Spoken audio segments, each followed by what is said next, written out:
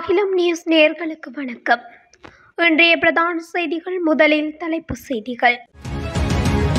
IMF ஒப்பந்தத்தால் ஏற்பட்டுள்ள சிக்கல், வரிகள் குறித்து அரசாங்கம் எடுத்துள்ள தீர்மானம். அரசு ஊழியர்களின் சம்பள அதிகரிப்பு குறித்து விடுக்கப்பட்டுள்ள எச்சரிக்கை. திகதி குறிக்க தயாராகும் நாட்டின் முக்கிய ஆணையகம். சஜித் அணிக்குள் உச்சம் தொட்ட முரண்பாடு, நிறுத்தப்பட்டது பேச்சு.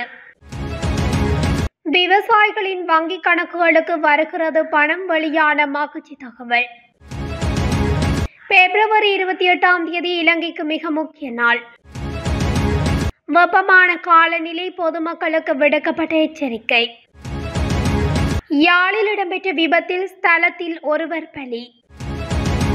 பளைப்பகுதியில் உள்ள வீடொன்றில் பெட்ரோல் கொண்டு தாக்குதல். வாகனம் வாங்க காத்திருப்போருக்கு வெளியான முக்கிய அறிவிப்பு. தொடர்புடைய விரிவான செய்திகள். சர்வதேச நாணய நிதியத்துடனான ஒப்பந்தம் இல்லாவிட்டால் அரசாங்கம் வரிகளை நீக்கியிருக்கும் என்று நிதி துணை அமைச்சர் அனில் ஜேந்த பெர்னாண்டோ தெரிவித்துள்ளார். தொலைக்காட்சி நேர்காணல் ஒன்றின் போது கருத்து தெரிவிக்கையிலே அவர் இதனை குறிப்பிட்டுள்ளார்.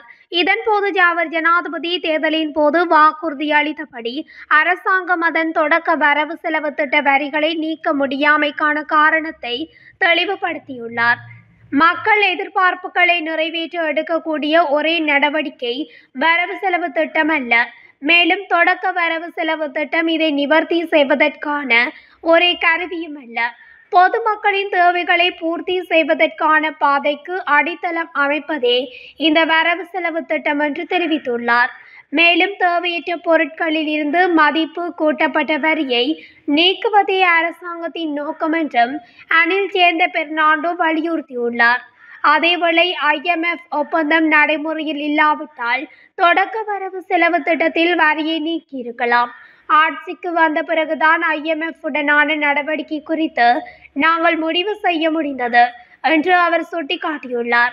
அத்துடன் அமைச்சர் அனில் ஜேந்த பெர்னாண்டோ அரசாங்கம் அதன் தொடக்க வரவு செலவு திட்டத்தில் வரிகளை நீக்க நினைத்தது, இருப்பினும் அதை செய்ய முடியவில்லை என்பதை ஒப்புக்கொள்வதாகவும் குறிப்பிட்டுள்ளார். வரவு செலவு திட்டத்தின் மூலம் அரசு ஊழியர்களின் சம்பளத்தை அதிகரிக்கும் அரசாங்கத்தின் முடிவு சில ஆபத்தை ஏற்படுத்தியுள்ளதாகவும் பொருளாதார ஆய்வாளர் தனநாத் பெர்னாண்டோ சுட்டிக்காட்டியுள்ளார். எனினும் ஜனாதிபதி அனுரகுமார திசாநாயக்க சமர்ப்பித்துள்ள வரவு செலவு திட்டத்தை பொருளாதார ஆய்வாளர் தனநாத் பெர்னாண்டோ பாராட்டியுள்ளார். இது மிகவும் சரியான திட்டமிடல் எனவும் அவர் பாராட்டியுள்ளார். இதற்கிடையில் புதிய சுங்க சட்டத்தை அறிமுகப்படுத்துதல், தனியார் துறையுடன் இணைந்து ஏற்றுமதி மேம்பாட்டு மண்டலங்களை நிறுவுதல், கொழும்பு துறைமுகத்தில் 2 முனையங்களை மேம்படுத்துதல் மற்றும் திருகோணமலையில் எண்ணெய் தொட்டிகளை மேம்படுத்துதல் போன்ற முடிவுகள் குறித்து தனநாத் பெர்னாண்டோ சிறப்பு கவனம் செலுத்தியுள்ளார். நிவாரண முயற்சிகளுக்காக 232 பில்லியன் ரூபாய் ஒதுக்கீடு செய்வது அரசாங்கத்தின் கவனம் சமூக பாதுகாப்பில் கவனம் செலுத்தப்பட்டுள்ளதை வெளிப்படுத்துவதாக ஆய்வாளர் சுட்டிக்காட்டியுள்ளார். எனினும் அரசு ஊழியர்களின் சம்பளத்தை அதிகரிக்கும் முடிவு சில ஆபத்தை ஏற்படுத்தியுள்ளதாகவும் சுட்டிக்காட்டப்படுகிறது.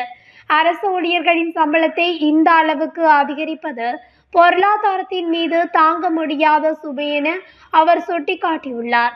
வரவு செலவு திட்டத்தில் அறிவிக்கப்பட்ட சம்பள உயர்வை பூர்த்தி செய்ய அரசாங்கம் 3 ஆண்டுகளுக்குள் 300 பில்லியன் ரூபாவை கண்டுபிடிக்க வேண்டும். எனினும் இந்த ஆண்டு வரவு செலவு திட்டத்தில் உள்ளடக்கப்பட்டவைகள் மற்றொரு முக்கிய நேர்மறையான அம்சம் சந்தையை அதிர்ச்சிக்குள்ளாக்கும் முடிவுகள் இல்லாதது என்றும் தனநாத் பெர்னாண்டோ மேலும் தெரிவித்துள்ளார். நாடாளுமன்றத்தில் நேற்று நிறைவேற்றப்பட்ட உள்ளூராட்சி மன்ற தேர்தல்கள் சிறப்பு ஏற்பாடுகள் யோசனையை விவாதிக்க தேர்தல் ஆணையகம் இன்று காலை கூடியுள்ளது. இருப்பினும் யோசனை நிறைவேற்றம் தொடர்பான அதிகாரப்பூர்வ வர்த்தமானி அறிவிப்பு இன்னும் ஆணையகத்துக்கு கிடைக்கவில்லை என்பதால் முடிவு எதுவும் எடுக்கப்படவில்லை.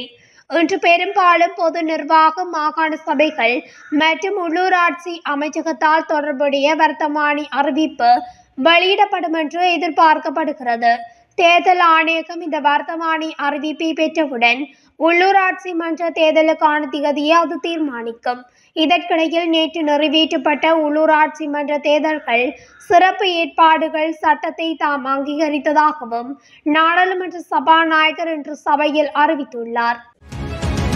ஐக்கிய மக்கள் சக்திக்குள் வெடித்துள்ள உள்வீட்டு நெருக்கடிகள் காரணமாக ஐக்கிய தேசிய கட்சியுடனான கலந்துரையாடல்கள் தடைப்பட்டுள்ளதாக தகவல்கள் தெரிவிக்கின்றன.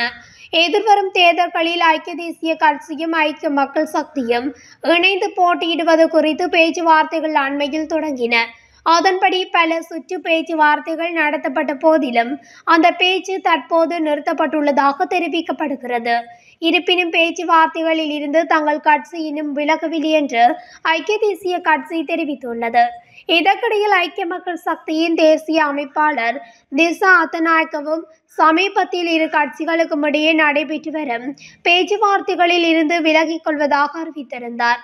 தனது கட்சிகள் ஏற்பட்டுள்ள உள் நெருக்கடிகள் காரணமாகவும் இந்த பேச்சிலிருந்து விலகுவதாக அவர் கூறியிருந்தமை குறிப்பிடத்தக்கது.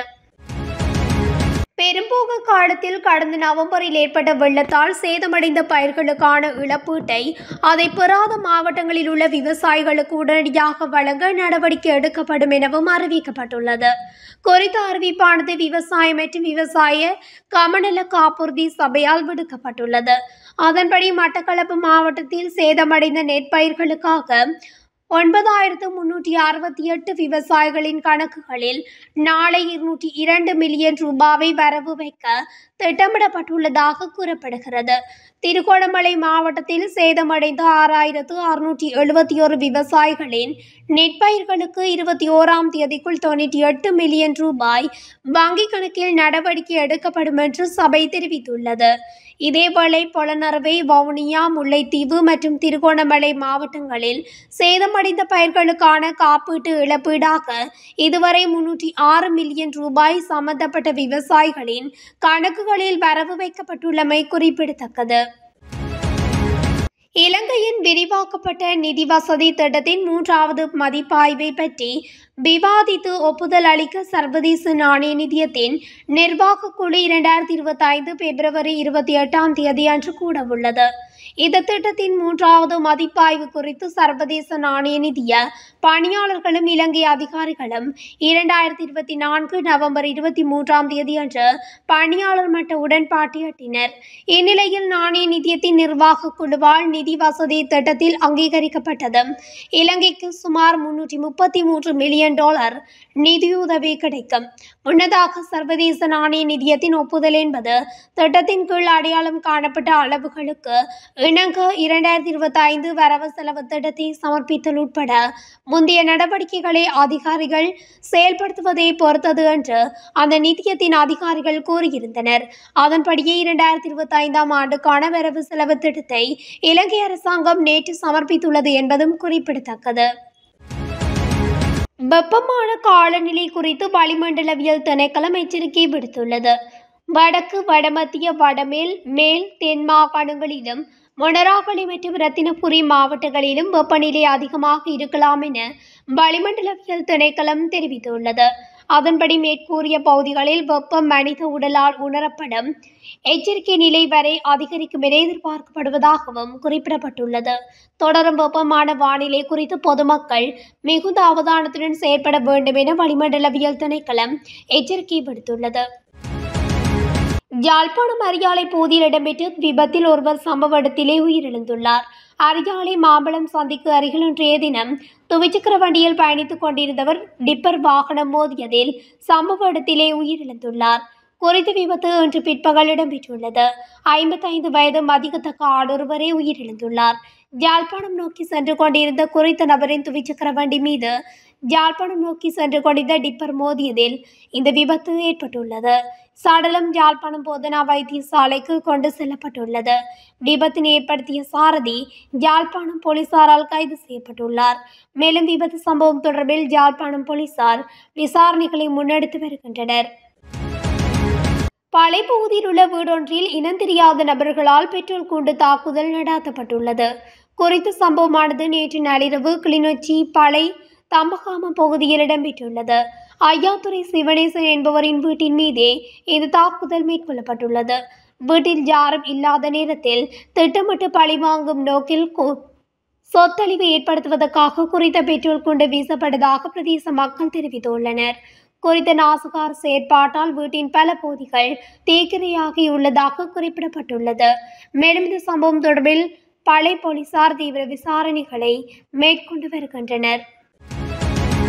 இலங்கைக்கு இறக்குமதி செய்யப்படும் வாகனங்களை கொள்வனவு செய்யும் நோக்கில் முன்னதாகவே பணம் செலுத்த வேண்டாம் என இலங்கை வாகன இறக்குமதியாளர்கள் சங்கம் வாடிக்கையாளர்களிடம் கோரிக்கை விடுத்துள்ளது. அதுடன் இறக்குமதி செய்யப்படும் வாகனங்கள் இலங்கை வந்த பின் வாகனங்களை கொள்வனவு செய்யுமாறும் இலங்கை வாகன இறக்குமதியாளர்கள் சங்கம் தெரிவித்துள்ளது. குறித்த விடயம் தொடர்பில் இலங்கை வாகன இறக்குமதியாளர்கள் சங்கத்தின் தலைவர் பிரசாத் மானகே தெரிவிக்கையில், வாகனங்களுடன் இலங்கைக்கு வரும் முதலாவது கப்பல் பிப்ரவரி 13ஆம் தேதி ஜப்பானில் இருந்து புறப்பட்டுள்ள நிலையில் விரைவில் ஹபாத்தோட்டை துறைமுகத்தை வந்தடையும். வாகனங்களை இறக்குமதி செய்யும் போது ஜப்பானிய வங்கிகள் இலங்கை வங்கிகளின் கடனுதவி கடிதங்களை ஏற்றுக்கொள்வதில்லை என்ற வதந்திகளில் உண்மையில்லை. கடந்த அரசாங்கத்தின் போது ஏற்பட்ட பிரச்சினைகளாலும் அப்போதைய அரசாங்கத்தின் தலையீட்டினால் கடன் பத்திரங்கள் ரத்து செய்யப்பட்டதாலும் வாகன இறக்குமதிகள் பல சிக்கல்களுக்கு உள்ளாகின. ஆனால் தற்போது அந்த பிரச்சினைகளை தீர்க்கும் நிலைக்கு வந்துள்ளோம். இதன்படி கடன் கடிதங்களை ஏற்றுக்கொள்வது தொடர்பான 90% பிரச்சினைகள் தீர்க்கப்பட்டுள்ளன. வாகனங்களில் இறக்குமதி வெற்றிகரமாக தொடங்கியுள்ளது. இதனால் எந்த பிரச்சினையும் கிடையாது. வாடிக்கையாளர்கள் ஜப்பான், ஐரோப்பா, தாய்லாந்து மற்றும் துபாய் போன்ற நாடுகளில் இருந்து வாகனங்களை வாங்க முடியும் என அவர் தெரிவித்துள்ளார். இத்துடன் அகிலம் நியூஸின் இன்றைய பிரதான செய்திகள் நிறைவடைகின்றன. தொடர்ச்சியாக செய்திகளை அறிந்து கொள்ள அகிலம் நியூஸ் ஊடகத்துடன் இணைந்திருங்கள். நன்றி, வணக்கம். அகிலம், மாற்றத்திற்கான மக்கள் குரல்.